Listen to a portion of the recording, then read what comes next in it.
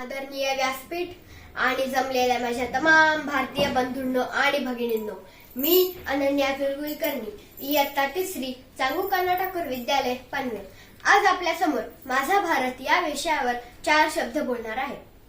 माजी पंतप्रधान अटल जी म्हणाले होते, भारत ये कोई भूमि का टुकड़ा नहीं है, जीता जागता राष्ट्र पुरुष है. ये वंदन की धरती है, अभिनंदन की धरती है. ये अर्पण की भूमि है, ये तर्पण की भूमि है.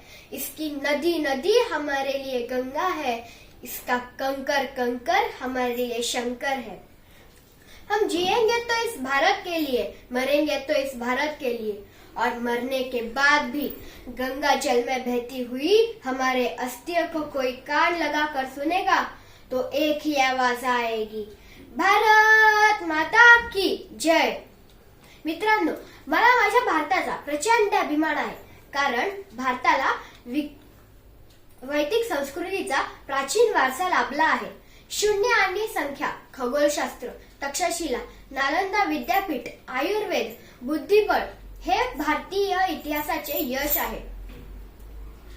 भारताची भूमी ही तर सुजलाम सुफलाम तर आहेच, इथला प्रत्येक मानव सत्यम शिवम सुंदरम मानणारा आहे.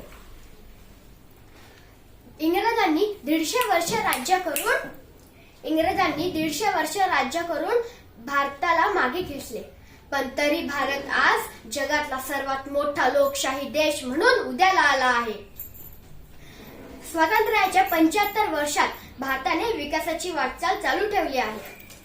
आता आपले पंतप्रधान नरेंद्र मोदी यांनी 2047 पर्यंत भारताला विकसित राष्ट्र बनवण्याचा संकल्प केला आहे. सबका साथ, सबका प्रयास, सबका विकास हे मूलमंत्र जपून ते काम करत आहेत. आज जगातले सगळ्यात जास्त तरुण भारतात आहेत. त्या तरुणांच्या डोळ्यात नया भारतचे स्वप्न आहेत. ये नया हिंदुस्तान है, घर में घुसेगा भी और मारेगा भी. हर घर में अब एक ही नाम, एक ही नारा गूंजेगा, मेरे भारत का बच्चा बच्चा जय जय श्री राम बोलेगा.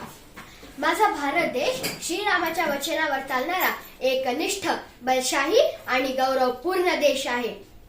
मित्रांनो, मी तर ठरवले आहे की माझा भारत देश विकसित राष्ट्र बनावा, म्हणून मी सुद्धा योगदान देणार आहे. मी खूप अभ्यास करणार आणि सक्षम कलेक्टर बनून माझ्या भारताची सेवा करणार. भारत देश महान, आमचा भारत देश महान. स्फूर्ती देतील हेच आमचे रामकृष्ण हनुमान. धन्यवाद.